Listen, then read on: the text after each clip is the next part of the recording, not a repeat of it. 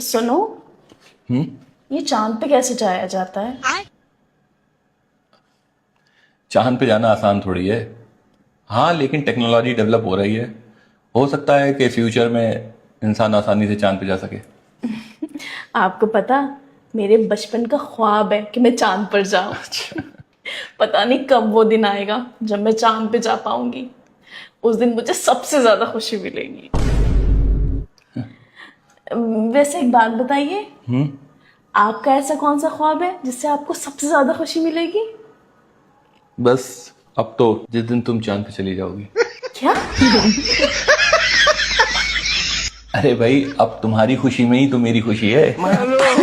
हाँ, सही कह रहे हो। ठीक है, मैं जा रहा हूँ कहाँ जा रहे हो?